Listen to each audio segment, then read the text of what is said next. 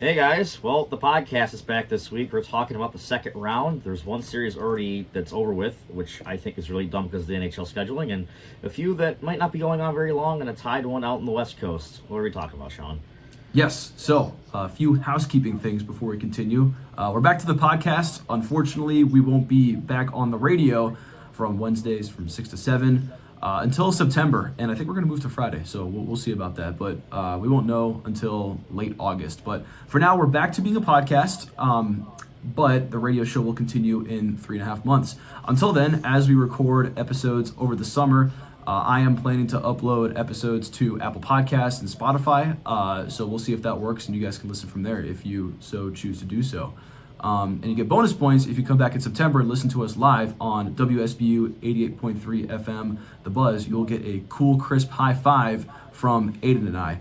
Also, while we're talking about the summer, big round of applause to Aidan. He has an internship at a news station in Arizona, so uploads may not be as consistent as Aidan is a very busy man, and we're all very proud of him.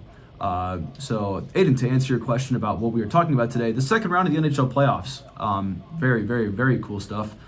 Maybe not as cool for you, but for me as a spectator who does not have a favorite team in the playoffs right now, it is very exciting. But what would you like to get started off with first? Well, on the rundown sheet it says Habs versus Sabres, and might as well get out of the way first. Yeah, I had Buffalo pegged to win this series in 5 games, and after game 1, I'm like, okay, sounds good. And then Montreal decided to play hockey, and Buffalo did not. And Montreal has utterly wiped the floor with the Sabres the last 2 games, and I think Montreal's going to win the series in 5. I think they're going to win the next 2 games, unless Buffalo can find something. Montreal just look like the better team. They are faster. They are forechecking relentlessly against the Sabres. Jakub Dobeš, as much as I don't like him because I think he tries to play the edge of I'm going to hit you, but when he gets touched, he tries to flop like a fish, which I don't think is right.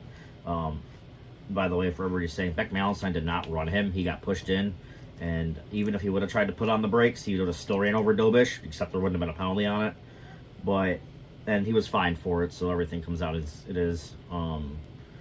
But yeah, Jakub Dobeš has been a big factor. He's been stopping a lot of pucks. For the Sabres, they're not getting a lot of shots.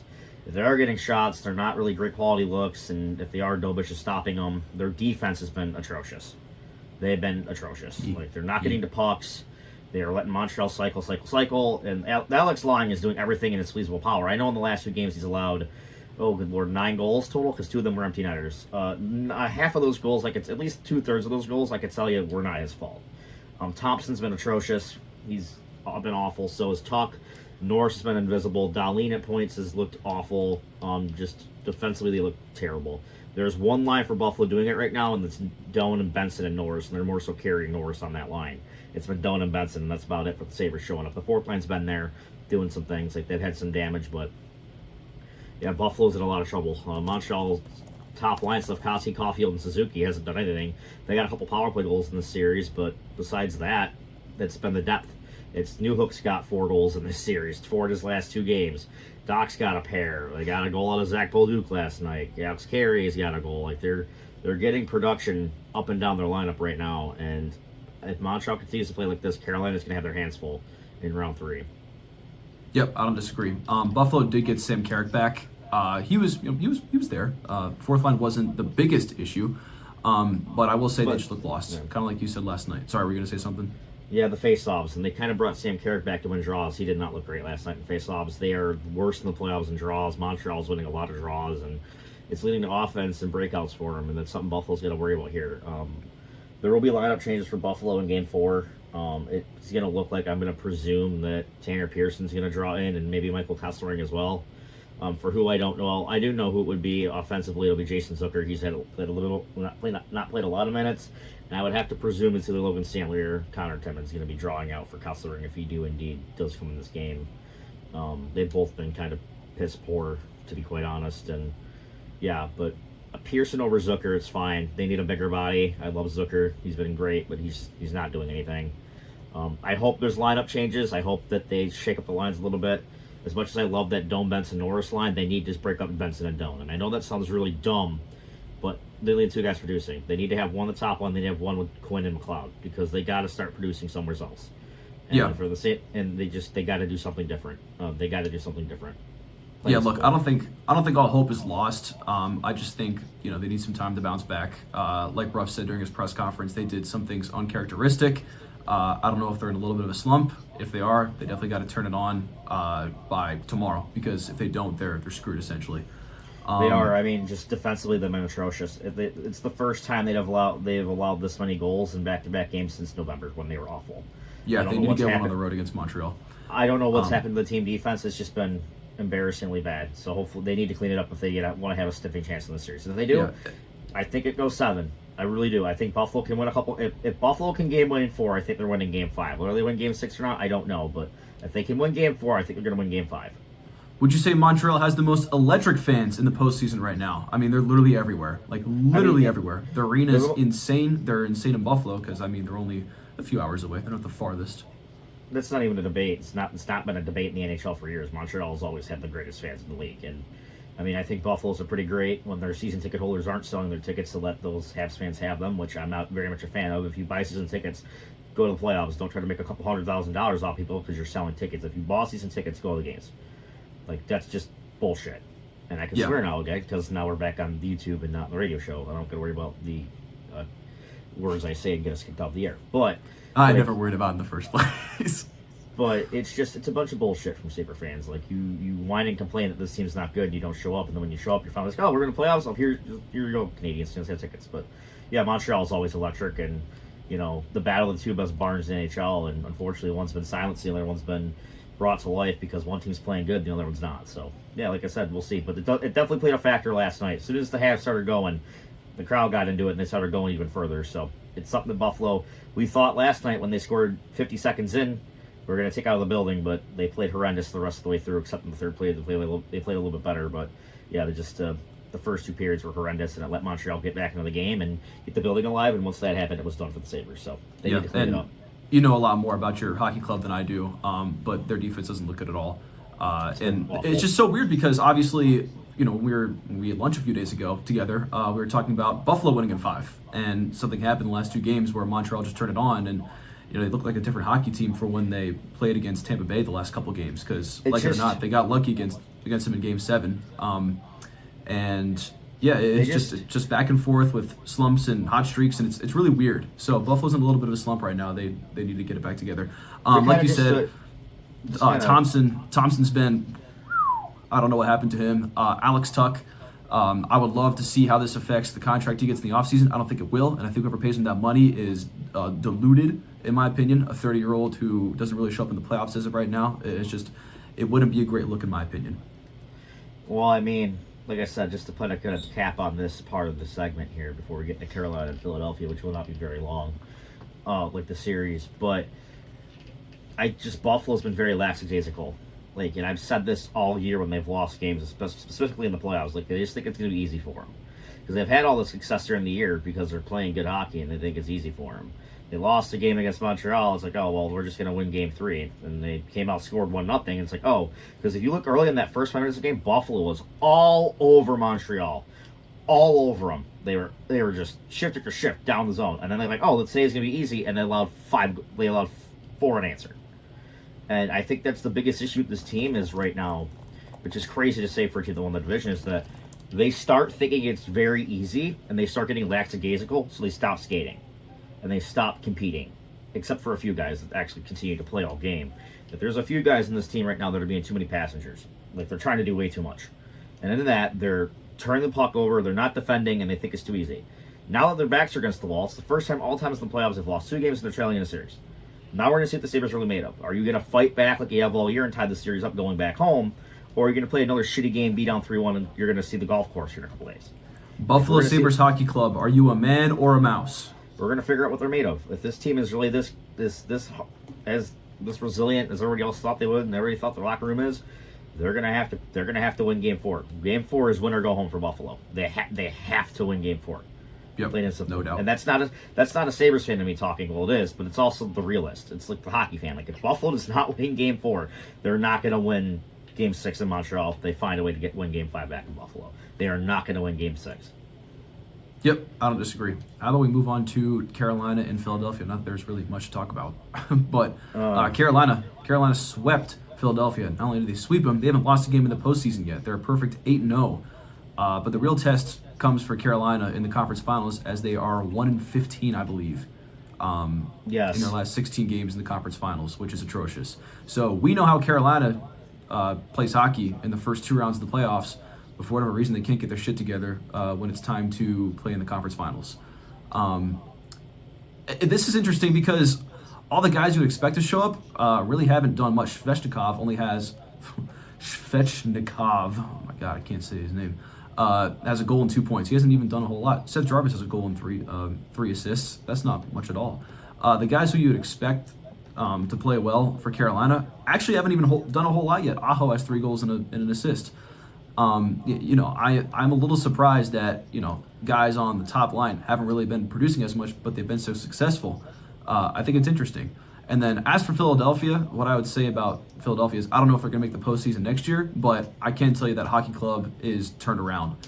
They will definitely be competitive next season. Like I said, whether or not they make the postseason, I don't know, but it'll certainly be close. And I think if they do make the postseason, they're going to make some noise. I can tell you they're a way different hockey club now and in the future than they have been the last decade. So hockey's back in Philadelphia, and they're certainly going to be a problem in the Metro next year. Like I said, whether or not they make the playoffs, we'll see. But the real test comes from Carolina, whether they play Montreal or Buffalo. I don't know if they're going to win, but I can tell you if they don't do it now, I don't know when they're ever going to do it. Kind of like the New York Knicks. But like I said, I think it's interesting how their usual top producers in the regular season really haven't done much in the postseason, and how it's going to affect them in the conference finals. Well, Carolina's a good team, but right now, when it comes to getting offense, you mentioned it, Aho's not done anything, which is surprising. Svechnikov, not so much. He doesn't really show up in the playoffs, but they're being carried by one line right now, and it's Hall, it's Stankoven, and it's Jackson Blake. Blake had the OT winner in Game 7, or Game 4. Jackson Blake, man, what a steal. How'd they find him? He's like his dad. He's a great player. But, yeah, I mean, Carolina, Frederik Andersen's been the story. Let's talk about that. Frederik Andersen has found it. He's healthy, and he's playing like it. He has turned the clock around, and I mean, just like going through it, Hall has got 12 points, Blake's got 11, Stankoven's point a game, but he's got 7 goals. Yeah, and this is funny because, sorry to interrupt you, I think everyone thought that Bussy was going to be the starting goalie coming into the postseason. Oh, yeah. But we talked about it before the playoffs started. He has a tendency to let a lot of second chance opportunities just kind of fall off his pads. The rebounds are there when he's in the crease, in my opinion. The second chance opportunities were there in the regular season. But Andersen comes between the pipes and he's rock solid, like a brick wall. And I'm kind of surprised. I didn't think he'd be doing as well as he's doing right now, for sure. Well, I was going to say, Keandre Miller's got 6 points too. He's a +9, leads all defensemen in points. Yeah, what an acquisition.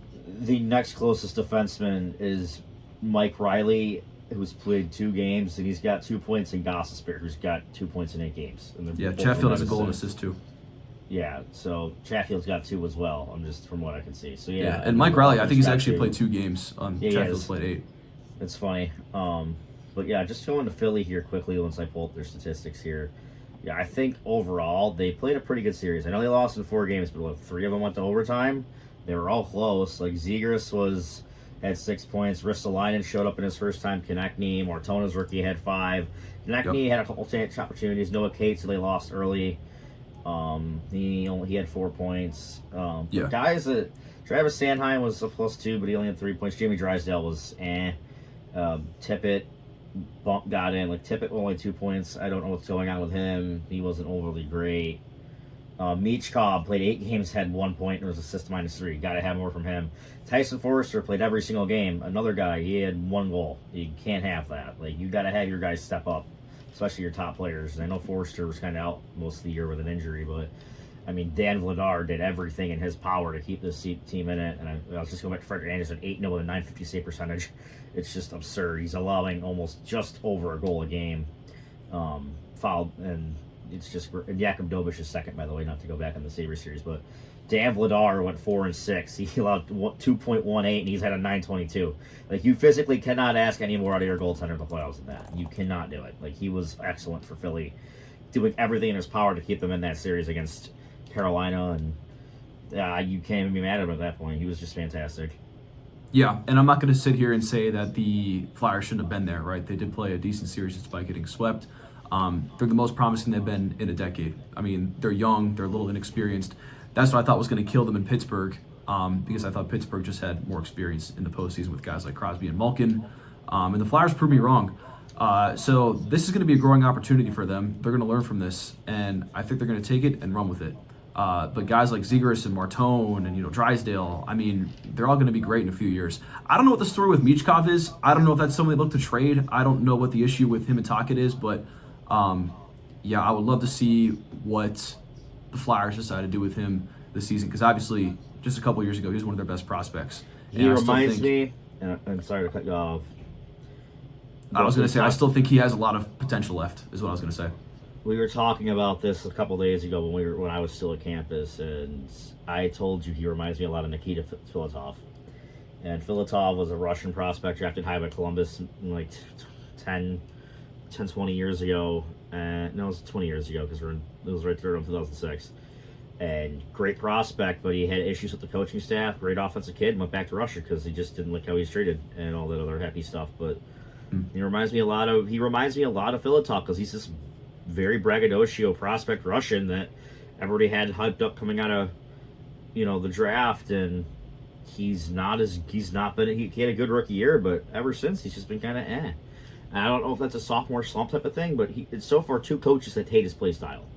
At that point, it's not a coach thing; it's a player thing. Like, you got to play defense too, dude. And as offensively, he went down this year. So, I mean, yeah, I don't know what's going on for Michkov. We'll see what happens there. Because he wanted to go to Philadelphia. He told teams, I don't want to go here. And some teams, made out like bandits in that case. And other teams, well, besides Montreal, because they drafted Reinbacher, and he's been ass.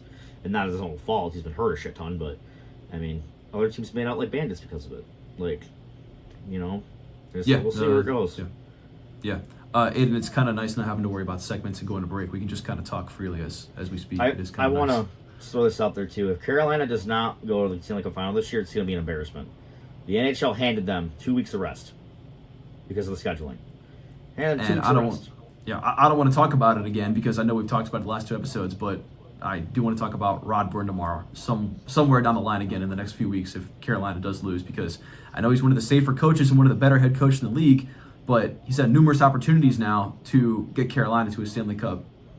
When do you stop rewarding mediocrity in the playoffs? And by that I mean losing in the third round and not losing it. Like, right, it's not even mediocrity in the playoffs. It's just when will you stop rewarding mediocrity in the conference finals, because they get there and they always fall flat on their face. And it's no different from Sean McDermott and the Bills. That's what I'm saying. Sean McDermott's a great coach. He's going to be the first head coach off the board in the offseason next year. For whatever reason, just couldn't get it done in the playoffs. The Bills had every opportunity to go to the Super Bowl. They had all the talent, and I just don't understand. So I would really think that Brind'Amour's job is not necessarily safe if Carolina is ousted in the conference final again. All I'm going to say is, like, it'd be a lot safer if those series in the Eastern Conference Finals were him against Florida were them going to Game 7. They're losing in 4. And last year they lost in 5 because they won a game somehow. Right, and like we started off the topic with, this is the year they have to get it done. Like, they're being handed a trip to the Cup. Like, if it's not this year, I don't know when it's going to be. Kind of like the Knicks. Never. Next on the docket today, we got the Avalanche and the Wild. I'm glad the Wild came up big time. I didn't think it was going to be a series after watching games 1 and 2. Only because I didn't know if Gustafsson or Wellstead were going to show up. But I think they finally came to their senses, and they're finally doing something in between the pipes. What do you think about the series so far? Colorado. Well, game 1 was just batshit crazy. That was nuts. And then Minnesota started Gustafsson game 2. He got shelled. They go back to Wallstedt. He allows 1 goal. Minnesota gets their offense rolling finally, and Wallstedt stands on his head. He played fantastic in game 3. I don't know if you saw the clip going around social media where he makes that save. They scored at the end of the 5th one, and he just falls over in exhaustion. Just big save to the big save. And I think for Minnesota, that's a very key piece, because hopefully that was his get right game. You know what I mean? Like, right. To finally get back going. Let me go to Minnesota here and get their stuff really quick. I think the key with Minnesota is their center depth. I think that's what's kind of, well, the Avs are also a buzzsaw. We still have to remember that. It's like Colorado is still like the team to beat. But like Kaprizov is here showing up. Quinn Hughes has been fantastic. Boldy, Zuccarello, Faber, Hartman surprisingly has been really, really good. Eriksson Ek's almost a point a game, but he's out.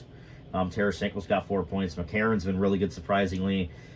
You'd like a little bit more to Marcus Johansson. Only got 3 goals, but obviously he's scoring goals, so that's all that matters. Jonas Brodin and Jared Spurgeon, again, 2 guys you kind of want a little bit more out of. But I see Brodin's only played 4 games, so I presume he's probably hurt. Right. But yeah, I guess what I'm more so talking about is, the Wild, I think a problem coming to the postseason was probably going to be their center depth. It wasn't so much the case in round 1 against Dallas, but now that you match them up against the Avalanche, who have Brock Nelson and all these guys, just kind of just hovering over them. It's overwhelming, it looks like, so far in the series. And the thing I'd say about Minnesota is hopefully I get this upload enough in time before Game 4 tonight, because if Colorado wins, I don't see Minnesota coming back and winning the series. If Colorado goes up 3-1, I think that might be it. Yeah, I mean, like I said, goaltending-wise, Volstead, he's 5-3, and he's still got a 9-13 after having that crazy game that he allowed, was it 9 goals? Or, no, it wasn't 9, it was 8. They allowed 8 because the 9th was an empty netter. He's still got a 9-13 save percentage. Like, he was lights out. And flipping to Colorado here, I mean, again, this team is really, really, really good. By the way, take a guess who leads. We'll talk about them in a second. You want to take a guess who leads the playoffs in points right now? Who? Mitch Marner. Lowell Leafs fans. I just read about that today, too. Why did I not say that? I should. Yeah. Just flipping gears to Colorado. Nathan McKinnon's hit the McKinnon 11 points. Landeskog, point a game. Devon Taves, point a game. Nature's point a game. Arturi Lekkonen's always been a playoff guy. Makar's got 5 in 7 games. Got 5. And Kadri's been, up and down the lineup has just been good for the Abs. I mean, not really else you could say. Is this the year the curse is broken? The President's Trophy curse, is it done this year? If it isn't, then I don't know when, because this Abs team is there's just a bunch of killers. And, I mean, you're able to split up so many guys, and, you've got so many people that can play, different positions, like McKinnon, centerman. Natchez can play center, playing mostly wing. Kadri's center. Nick Waugh, center. Let's go down the list. Brock Nelson, center. Drac Jury, center. Ross Colton, center. Parker Kelly, center. They've got 20 different centermen, which is very most right and left-handed guys. They can just be okay, da-da-da-da, boom, let it draw. And that's Colorado's biggest assets, that they have a lot of guys that can play center that are playing wing right now, that they're winning a lot of draws, and there's a lot of good percentages up here for face-offs too. Landeskog's taking a few draws as well. But the Abs, and I think the thing that comes down to the Avalanche right now, and I think I saw somewhere, let me go find this in the series. I'm pretty sure that they started that they're going back to Blackwood. They're going away from Wedgwood and they're going to Blackwood in this series. Is what I think I saw. I was kind of looking up and down through things. I think is that what I saw. Let me continue to look. Yes. So it looks like Mackenzie Blackwood is going to get the start in Game 4. Obviously, they started Wedgwood the first few games. They started Wedgwood all 4 games in the last series against LA, and now they're turning to Mackenzie Blackwood because Wedgwood did not look very great. He obviously in Game 1 allowed 6 goals, which is not fantastic. Let me go over here and grab what I need to get real quick. Yeah, so Wedgwood has played 7 games. He's 6-1, but he's got a 9-11, which is not bad. But so far, the Wild have kind of figured a book on him. They scored 6 on him in the first game. Obviously, the Abs boat rate, they scored 9, so it doesn't matter there.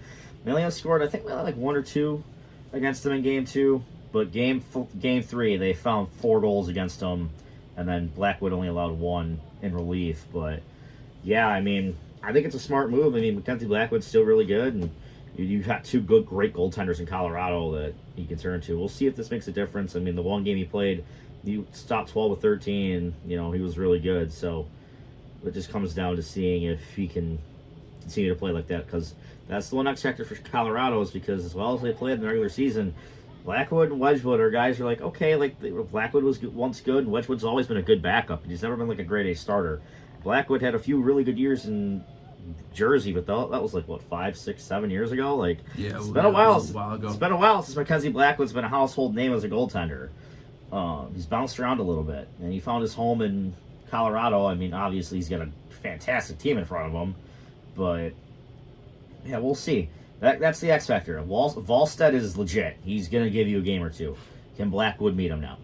And I mean, obviously the Avs could also just play like the Bills have played for years and be like, I'm just gonna outscore my problems, but that's not gonna work against a team like Carolina. That's not gonna work a team like maybe against Montreal, probably against Buffalo, but if they play Carolina in the finals, shoot, if they even play Vegas, who can lock it down if they need to, it ain't gonna work. And we'll get to that series in a second because that series has been back and forth the entire time. But yeah, that's kind of my thoughts on this series total. Yeah, I don't disagree with anything you said. I have nothing to add. I've already said what I needed to say on that series. I think if Colorado wins tonight, it's probably over. But Minnesota definitely needs to hold their own defensively.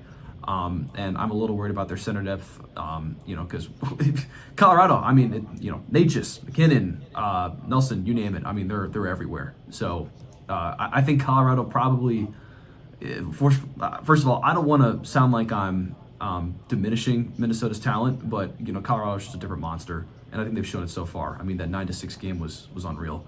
I'd love to see what Minnesota does tonight. I'm rooting for them, and I just want a great series. So I'm looking forward to tonight, and hopefully Minnesota will get one. Let's move on to the Knights and Ducks. Mitch Marner, I know Leafs fans are kicking themselves. We're going to talk about the Leafs later in the podcast and everything that's transpired over the last week, because my God, is there a lot to talk about with that organization. But what do you think of the series so far? I mean, I'm kind of surprised the Ducks are hanging in there, if I'm being honest, especially considering how they came in after the regular season, negative goal differential, I mean, the experience. But Coach Q has his team playing great hockey right now. And you mentioned they kind of remind you of the Sabres a little bit. I guess we'll start with Anaheim. Let's just start with Vegas. Maybe we start with Anaheim. I'm not surprised. Vegas is very beatable, and Anaheim plays a good style. Like Cutter Gauthier and Carlson and Terry and Lacombe all lead the team in points with 10. But I think it's weird, and not to interrupt you, but Vegas almost looks unbeatable at sometimes, especially towards the latter end of the regular season when they hired Tortorella and he kind of turned the team around. I think it's interesting. Well, good God, I would hope so. The amount of talent they have on that team. I mean... Yeah, I don't disagree, but the way they've been playing throughout the regular season, I'm a little surprised. Well, and I think you've heard this phrase, playoff hockey and regular season hockey are two completely different animals. A lot of things tighten up the playoffs. And the Ducks, I mean, they got, like I've said, I've made this comparison. They're like the early... And I'm not saying talent-wise, and I'm not saying roster compare. I'm saying, like, how they're playing and what they're like right now. I'm not saying talent's comparable. You see the parallels between Anaheim and Chicago. The early 2010s, Coach Q led Blackhawks. Obviously, Carlson's not Taves, Gauthier's not Kane, and Jackson Lacombe and Duncan Keith are pretty comparable in my opinion. They're both pretty good. But, I mean, this Ducks team is young, they're good, and they're fast. And they got enough veterans on this team that have been there, done it. Like, Killorn's got a lot of points. To be exact, Killorn has love him or hate him, Trouba's another guy. Killorn's always been a playoff guy. And, I mean, they've got a lot of guys stepping up. I mean, Beckett Seneca's starting to get hot. Like, if Mason McTavish could find a way how to score, like, they'd be in a good spot here. He's been, to be completely honest. Pavel Minchikov's a -5. I don't know if he's playing anymore in the series. I haven't watched a ton of the West Coast series. It's kind of late, and I don't really care that much. But call me a bad hockey fan for that. I just kind of follow stuff. But at least in this series, I've kind of followed that a little bit. Not overly much that I would the previous series, but yeah, I mean, the Ducks are holding their own. They won last night 4-3. They almost blew that game. They were up 4-2, and they almost lost, but that's kind of how they've been playing. I mean, Vegas is very good. Vegas has been there, done that. And, I mean, just to go look here, Dostal has not been good. Like, his save percentage is at .874. It's .342, but he's making saves when he has to. Like, in case in point, Carter Hart's at a .908, so he's not much better. Like, when Vegas is on it, they can stop you, but Anaheim's fast team, and they're bringing it to Vegas. Like, I mean, Vegas has got the guns. I'm going to go to the Knights now, unless you got something else you want to say about Anaheim. I do want to say something about Anaheim. Their goaltending, you already mentioned it. I would love to see what this team is like and how great they are with, like, a true starter between the pipes, because I do think it'd be a different series if they had just a rock-solid goaltender between the pipes. I think Anaheim probably wins this series if they have a consistent starter. But Houston and Dostal are just not getting really the job done. I think all the guys in front of them are really doing all the work. But go ahead and go ahead. To counter off of that, I think that they're a very open playing team. And with that, other teams generate a lot of offense against you. So you're going to score a lot of, like, this series is a lot like Montreal and Buffalo. Yeah, Buffalo's opened up a lot because of the way they play. And when their defense is porous, they allow 4 to 5 goals a game. Anaheim's the same way. When they play porous defense, they're going to surrender a lot of chances. And some of those chances are going to be great A's like goal in the net. But when they play lockdown defense, Dostal's done a good enough job to make sure that they're winning games. Like, Dostal is not a bad goaltender. He's a very good goalie. He got paid the money in the offseason. That's why they traded Gibson, because Dostal is a good goaltender. So I don't think that has anything to do with it. I just think that Vegas is a veteran team, and they're taking advantage of Anaheim's lapses, and they're scoring on them. Let me rephrase the question. Let me rephrase this. I wonder what they would be like with a solid goaltender in the postseason between the pipes, because Dostal's not good in the playoffs so far. We'll not. see. Maybe in the regular season, but he's good enough to win the first series against McDavid and the Oilers, and he's good enough to have this series head at 2-2. So we'll see. 87% is not good. No, it's not. So I give me 90%, and I'd like to see how Anaheim does. I think that's something to consider. Your thoughts on Vegas? Well, the top guys have been top guys. Marner has shed that choker label in the playoffs. He's leading the playoffs in points. Yeah, it looks like Toronto was a problem after all. Yeah, well, we already knew that. Eichel's got 1 goal, but he's got 12 points, or 13 points, 12 assists. Like, I need a little bit more out of him on the goal side. Brett Howden has 7 goals, which, hello, hi. Where did you come from? Barbashev's been good. Dorfeus has finally found the goal-scoring streak. Stone's been fine. Theodore's their leading defenseman with 7. Colton Sisson's got a pair of goals. He's been a playoff guy. Still looking for a little bit more from Nick Dow, or not Nick Dow, excuse me. Dow's been fine. He's got 2 goals in the 4th line. But he's a -2, so or -4. So maybe a little bit better defensively, a little different Nick Dow. But Tomas Hertl, 3 points, -2. More from him. Riley Smith, I know he's older, but he's out of the lineup. William Karlsson just came out, 2 assists. He's been good. Yeah, I think it's nice that they have William Karlsson back for sure. But Rasmus Anderson, you acquired him to be your top 4 defenseman. He's got 1 assist. He's a even, and he's been So you need more out of him. Need more out of Hertl. You need more out of Anderson. Besides that, I mean, they're getting contributions up and down the lineup from guys you wouldn't expect, or maybe you would if you watched enough playoff hockey, because Colton Sissons is one of those guys that seems to show up. He did with Nashville for all those years in their runs in the playoffs. But Vegas is very good offensively. The problem is that they need to play a full game. I think that's half the issue, is that Anaheim is getting to them. They're getting to them early. And that's been Vegas' problem all year, is that they go down a lot of goals early, and then they're playing comeback all year. Granted, they've done that really well this year, but, again, it's not sustainable. And I think that's the one thing that Anaheim has got to rely on, is that you can play boat race with Vegas and win. Because if you tack on 3-4 goals early and you're up like 4-1, 3-0, Vegas is going to score goals to come back, but it's hard to come back from multiple goals down in the playoffs. It's really hard. I don't care what kind of defensive structure you have and how porous your defense might be in the playoffs. It's hard to play that game in the playoffs, and it's not sustainable. And I think that's the talking point of Vegas this loses the series. It's like, well, they allow a lot of goals early, and they try to play comeback because then that's all their guys are like, oh, we got to play now. Like, it's not been Mitch Marner. You can't play Mitch Marner this year because Marner's been on it. Eichel's been on it. You got to go to the other guys up and down the line. Like, what are you doing? So, yeah, I think Vegas should win this series. But like I said, if Anaheim can use a jump on them early, then Ducks are going to win the series. That's all it comes down to, in my opinion. It's just how much longer can Vegas play this tightrope of, oh, we're going to allow 3 or 4 goals early, and we're going to play the last 40 minutes with our hair on fire, That's what it all comes down to for me. Yeah, Rangers did the same thing not too long ago. Capitals did the same thing when they, not when they won the President's Trophy, but last year when they came in second in the league, they did the same thing. That obviously didn't work out. Yeah, I'm curious to see who wins this series. Like you said at the beginning, with as much talent as Vegas has, I would sure hope they're the ones that come out on top. But I look at Anaheim, and Coach Q just has his team playing. I mean, what an excellent hire, what an excellent coach. And I like the point you made earlier with the parallels between that early team in Chicago when they won the Cups and this Anaheim team now. Not that the Anaheim's players are as good as Chicago's guys like Kane and Taves, but you can kind of see the parallels there. So I do think it's interesting. But by no means are we saying they're the same freaking players, guys. But like I said, parallels are there, and I think it's interesting. Anything else you want to add about the series? I think it's been entertaining, and that's all you can ask for. So Me too. Ducks are probably one of my biggest surprises, if not my biggest surprise of the postseason so far, and I'm happy for them because they've had nothing but pain and suffering the last 10 years, and it's finally paying off, and I'm happy for their fans.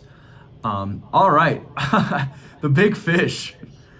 The Toronto Maple Leafs. I feel like we talk about them every week, but now we have to talk about them more so than ever because they have a new general manager. And less than 48 hours later, after all the shit they got about that hiring, man, did they get blessed.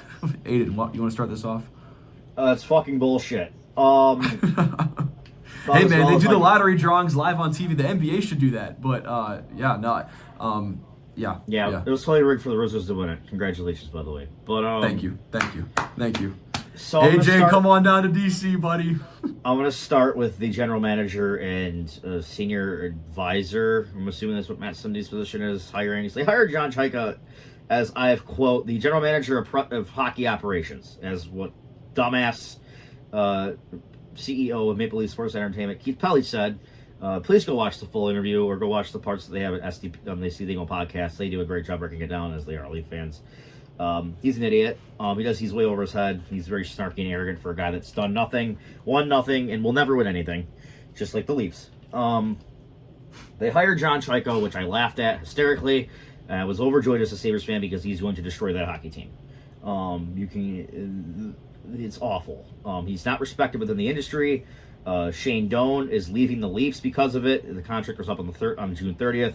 He's always fought with Chayka. This is not Aidan making up stuff. Go look it up. There's reports with all that coming out. Yeah. I hope that the Sabres sign him as an executive because his son plays there, and I think Shane Doan is one of the most respected people within hockey, and he'll be excellent for whoever hires him. But it's a joke of a hire. John Chayka it's awful. He's been regarded as an analytics guy, but he was never the analytic guy. It was his sister Megan who works with the Sabres with Statleets. It's an awful hire. I won't say Sundin's is. Sundin's is a really good hire. He loves the Leafs. He's really intelligent about the game. He's really passionate about the game. He's really passionate about Toronto. If you want a guy that's going to be with the players, telling the players this is how you win in Toronto, that's the guy you choose. I love that hire. I hate the Chayka one. And then because the NHL decided this is the year that we're going to have the draft in Buffalo, well, they won the draft lottery in 16 to get Matthews. They win it in 26 to get... We're all presuming it's going to be Gavin McKenna, but knowing that they're going to draft Keaton Vierhoff number 1 overall, and I'm going to giggle and laugh like a child. What are the odds of that happening, man? No, seriously. I spoke it into existence because it was less than 48 hours after the hiring, and I said to you, after all the shit the Leafs have been through in the past 2 days, watch the NHL give them the first overall draft pick. And that's exactly what happened. The Leafs were just gifted Gavin McKenna. I mean, you can't. Who says they even draft him? We don't know who the Leafs are going to draft. I'm assuming the Leafs are going to draft Gavin McKenna. We'll see, but he's not going to solve any of the problems. Again, I'll say it. They don't have a forward problem. They've got plenty of great forwards in their system. They have a defense problem. They need to take defense. That's generational talent they're adding to their team. He is not a generational talent. Stop it. He's a great player. He's a great player, generational talent are two different things. Macklin Celebrini is a generational talent. Connor Bedard's a great player. And no one thought he was a generational talent coming out of the league. Oh, a lot of people thought Celebrini was going to be really good. Not as good as Bedard. And it's the complete opposite now. Well, regardless, I don't think that Gavin McKenna should even be a top 4 pick in this draft. And call it a hot take. I don't think he should be. I think, if anything, forward-wise, it should be Stenberg that goes number 1 off the board. I think Ivar Stenberg's going to be a better player than Gavin McKenna's going to be. And I also think the teams that are drafting where they are have bigger needs at defense. You're like, oh, you draft best player available. Not when you have the forward groups that are drafting after them. I think McKenna's going 4 to Vancouver. If the teams take via need and what they need, they are taking defensemen. San Jose and Toronto should be taking defensemen 1 and 2. And then it should be Vancouver at 4 taking Stenberg, and then whoever's picking 5 or 4, I would assume Chicago, takes McKenna. Yeah, I think McKenna's going to go ahead. Because at that point, all the top-tier defensemen are off the board with Chase Reed and Keaton Vierhoff. At that point, that's when Michigan should go. I think Ivar Stenberg's better than him. And that take might haunt me for years. I might get put on some people's TikTok or Instagram whenever, if they come around this video and they clip it and they're like, oh, this guy's an idiot. That's just how I feel. I think McKenna's going to be a great player. It's not a need for Toronto. They need defense. They need defense terribly. They do not have a top prospect in their system that's defensive. That's all forwards. And their prospect system's weak as it is. They need a defenseman. They've got good forwards. They've got a good forward core. If they trade Austin Matthews, they're going to get a good forward core back with that, which I don't think is going to happen now because of who they're going to draft in the future might be a little bit better. Regardless, they need a defenseman. If they take Gavin McKenna, they take Stenberg. I'm not gonna admit, if they take Gavin McKenna number 1 because he's de facto number 1 prospect, I'd be pissed. Like, he's not the savior of Toronto. He's not gonna be the savior of Toronto. I'm sorry, it's not gonna happen. He's gonna be a good player, might even be a great player. He's not on the same level as a McKinnon, as a McDavid, as a Dahlin, who changed the franchise for Buffalo, as a Celebrini, as a Bedard, because Bedard's been good, even though he's been a little bit worse, but I think it's more Chicago. He's not on that level that's going to take Toronto from being a bad team to a cup contender. He's not going to do that, and I think that's what a lot of people expect McKenna to do. He's not going to. They who got knocked out in the Frozen Four. Like, I'm sorry, and he's had a little bit of attitude issues. I mean, like I said, he was great in the CHL, came to college, and he was good, but there's other guys in college and look at me and like, yeah, probably better. And it's not because I'm a salty Sabres fan. I don't care what the Leafs do. Buffalo's still a better team than they are. They will be the next 10 years. I don't care.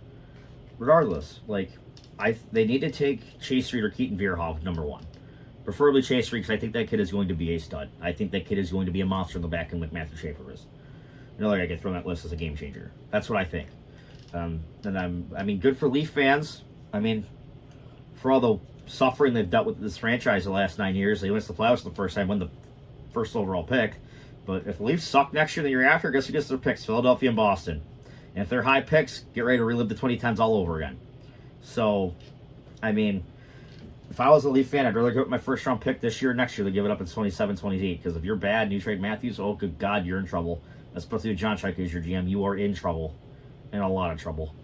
And they're going to keep Berube too. So, have fun having Matthews score 20 goals and 50 points because Berube is applying him as a shutdown centerman and not a guy that can just escape the ice. So, that's all I got to say. You done? Oh, wow, I never thought I'd be able to talk. Thank you. Anyway, McKenna's going to be an excellent player. I don't know about generational, but you're acting like he's like not worth the hype right now in this draft class. He's worth the hype. He's going to be an excellent player for Toronto. They were blessed with him. But I wouldn't be mad if they take Stenberg either, right? I think both are going to be excellent. Whether or not McKenna's going to be the top-tier talent like Celebrini is right now, I think at the very least he'll be like Connor Bedard, where he has plenty more room to grow, and he's outstanding. You know, Maple Leafs finished with the 5th worst record. I feel bad for Vancouver. They dropped 2 spots.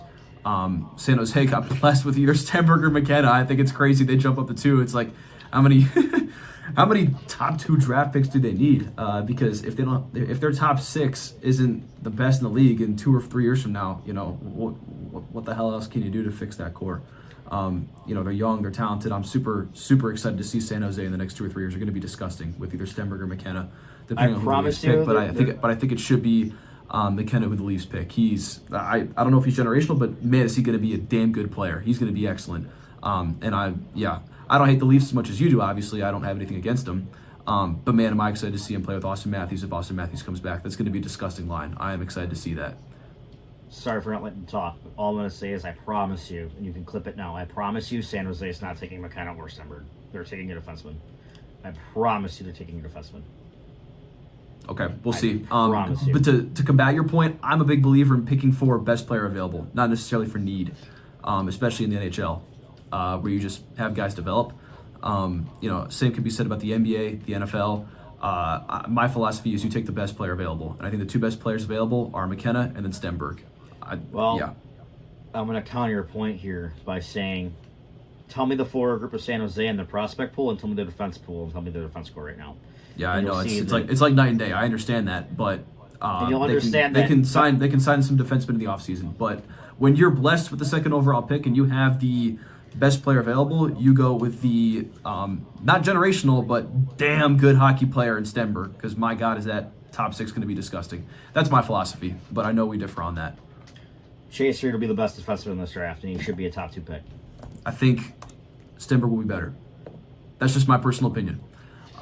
But as far as John Chaika, you know, I don't disagree with what anybody's saying. That was a really shitty hire. I don't understand what the thought process was there. I thought it was so funny during the press conference when the guy asked him, you know, this is what everyone's saying around the league, and he goes, you know, we believe in this hire. And he goes, that's it? That was so funny. Oh, man. That was good. That was good. Steve Simmons got his dart, man, and he fired it. Yeah, that was really funny. But those are my thoughts on Chaika and McKenna, and obviously Aidan definitely has some thoughts on Chaika and McKenna. But we'll see. Maybe you are right in a year from now, and McKenna isn't as good as what people think in Toronto. But man, I think Toronto got absolutely blessed with maybe not a generational talent, but like I said, a damn good hockey player. Because holy shit, I think that guy's going to be a Calder Cup winner next year, in my opinion. All I'm gonna say is Shane Wright, Alexi Lafreniere. Okay, dude. All right. Aidan, we don't really talk about this that much, but I do want to talk about it now. PWHL, they're expanding. They have a few new cities, and I'm happy for them. I do want to see where the cities are. Unless you know them off the top of your head, I will look at them. One of them is Detroit, that I know for sure. That was announced a couple weeks ago. I did see one Detroit. I know Ted Leonsis, the Capitals owner, was talking about bringing a team to DC. I don't know if that's going to happen because I think he wants a stake in the team. So I think DC is unlikely, but I would love to see a PWHL team in DC. Let me see. I think the only team announced as of right now, and I'm sorry if we get this wrong, I think it's just Detroit, but there are a few other teams in the mix. Detroit being one of them. Do you see any other teams looking to expand? Well, I know Vancouver and Seattle, I believe, were the two new ones this year where they had expansion. But besides that, I don't see anything besides just rumors, besides Detroit getting their team, which, I mean, good for Detroit, good for the PWHL. They've had a lot of success. They got the Walter Cup going on right now. Which Ottawa already advanced to the finals in game. I believe the last game is, it's 2 round. Let me see, because I watched a little bit of PWHL, but I'm not fully into it. Yeah,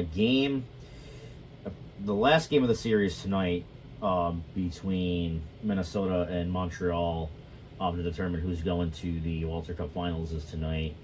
While you're looking at that, I do see some rumors about potential other additions. Hamilton, that'll bring the league to 3 teams in Ontario. That'd be pretty cool. And the league's also expressed interest in DC, Dallas, Chicago, and Calgary and Edmonton, and Quebec, Halifax too, Nova Scotia. Game 5 tonight. Game 5. Gotcha. So we'll see what happens, but good for the PWHL, and I think that's really neat. I'm going to shout out really quickly.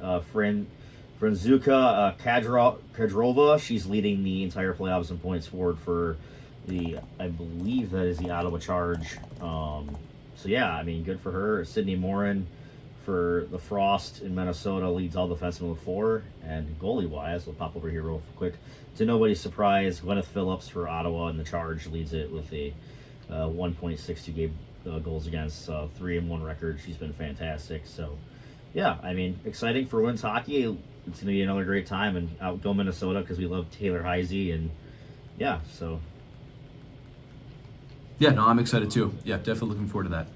How about we move on to your favorite, not my favorite, player of the day? I got you a layup today. Oh, thank you. All right, I bet you I won't get it, but go ahead. Let's just rip the Band-Aid off. Go ahead, This defenseman was drafted in the 4th round in 2012 by Calgary. Made his NHL debut in 2014-15 with Calgary, where he spent 4 years. And then he was signed by Montreal in 2018, where he played there until 2021-22, where he was traded to Edmonton. He played with the Oilers until this season, where he was traded to Pittsburgh, and then later during this year, he was traded to Colorado, where he now sits. Okay, hang on. This is a lot of teams. Hang on. You said he was a defenseman? Yes. Okay, say the teams again. He was drafted by Calgary, played with them until 2017-18. Then he got signed by Montreal. What year was he drafted? How many years did he play there? 2012. So he played 4 years in Calgary. Okay. And then he played 3.5 in Montreal. He played about roughly 4 years in Edmonton, about 20 games in Pittsburgh, and he's currently on Colorado. He's played for 3 different teams. He's played for 3 different teams this year. That's your big hint that should give this away instantly. From Edmonton to Pittsburgh to Colorado. Yes. And he's a defenseman. Yes. Plays for the Avalanche. Okay. Yes. Yeah, I know that I remember this trade, and I don't remember who the player was. I'm going to look at the Avalanche's depth chart so I don't look like an idiot, because I'm going to know who this is when I see his name. I just cannot think of his name off the top of my head. Brett Kulak. Ding, ding, dang. I was going to say the first and only. I did not remember his name when you said it, but I remember that trade. I remember we were talking about it. I just could not remember his name. But I knew if I saw him on their dang depth chart, I would know who it was. And yes, Brett Kulak, I do know the name. First and only defenseman in NHL history to play 25-plus games with 3 different franchises in 1 year. Yeah, to call that a layup for me, Sean Wallace you're giving me a lot of credit there, buddy. You must not know. I figured you might remember. I thought you remember the podcast episodes or trade lore. Yeah, like I said, I do remember us talking about that. I just don't remember the name. You're probably gonna get mine, but I do want to test your I guess your draft knowledge. Again. So I don't know if this is kind of a layup for you, but I really got to start getting you harder ones of like players that don't play in the league anymore. But for now, let's just do this one, and we'll give you tougher ones over the summer. This guy was undrafted by the New York Islanders, and it doesn't give me a year. He just says undrafted. Let me look at a year for you. I can give you his debut year. It was in 2023, so he's an undrafted forward for the New York Islanders. Kyle McLean? He's played. Yeah. That's him. Yeah. Historical. We're giving you a harder one next week. I'm giving you ones that are too easy. Goes undrafted forward 2023. Bang, Kyle McLean. You know who the other one I was thinking was? Matt Gatcomb. That was the other one I was thinking of. Yeah. We're giving you harder ones. This is getting ridiculous. Sean, if you didn't see it last week because we didn't have a YouTube show, he gave me Landon Schlager. He goes third round pick. What was it, 2020? And he got halfway through. When I heard that, he said third round pick 2020, and they said Chicago, and I was like, I almost said Landon Schlager instantly. I kind of waited, and I was like, I just confirmed it, and he was like, dude, I can't. I think it was between two different guys last week, if I remember correctly. Who was the other one? I don't remember the other one, but there are 2 second or third round picks that Chicago made that year. Both that are playing for the team right now, if I'm not mistaken. But I think that one was a trickier one. I thought maybe not so much as this one was. This one was kind of hard because you kind of have to know. Like I knew when McLean got in the NHL, that's why I kind of remember him, and I knew he was undrafted. That's a good one. That would, if it makes you feel any better, half of these would grab the casual fan. Like I guarantee, if you walked into the street and you asked an Islanders fan that has barely watched Islanders games who Kyle McLean was, they were like, who? Yeah. That will do it for today's episode. I'm glad the fire alarms didn't go off this time because I am back in my room and Aidan is back home. I'm still in my dorm. I have to be at school this week and then I'll be back home next week for summer break. But last time, right after we hung up, the fire alarms went off. So we wrapped up at a pretty good time. Last time I recorded in the residence hall. So we got lucky with that. But you won't see me in this room for a while because we will both be back home. Well, Aidan will actually be in Arizona, and I'll be back home selling chicken sandwiches at Chick-fil-A. So come to Chick-fil-A at Oakland if you're in Leesburg, Virginia. And I'll be Shout out Sam Cosby. Yeah, Sam Cosby, the Commander's guard, always gets his 10 chicken minis at that Chick-fil-A, and I have a picture with them. Maybe I'll throw it in there, and you guys can see me with the GOAT, our best offensive lineman. Larry Tunsil's pretty good too, but my God, man, talk about the draft lottery. Oh my, you guys should have seen me yesterday jumping up and down in here. I'm a huge Wizards fan. I hope all of our years of misery are over. I want AJ or Darren Peterson. I don't care who we get. I want the cycle of misery to be over. You guys, I wish I'd recorded my reaction because my God, I lost my voice in 2 minutes. That was the happiest I've been. That was my Super Bowl right there, man. Oh my God. That's all I could think about yesterday and today. Still, I'm so happy. You guys might be able to see my Wizards jersey right there in the back. I have it hung up. So. Yeah, I was in Watkins Glen last night watching NASCAR to see my boy Chase Elliott got a shit box from Hendrick Motorsports, and I was depressed all race because he was back in racing for the scrubs and the back markers that get passed every week. The moving chicanes, as we call them in NASCAR. It was depressing to watch my guy get a shit box after winning last week in Texas. But it was fun. Go to Watkins Glen. Great track, great area, great people. I started drinking at 11:30, got finished at 3 o'clock. We had a good day, so. Will also be happy with me. I drank 4 Angry Orchards in a 4-hour span. So, all right, man. All right. We were ripping. So, that'll do it for us. I am Sean Wallace alongside my co-host Aidan Calkins. Thanks for tuning in. We will see you soon. Bye, guys.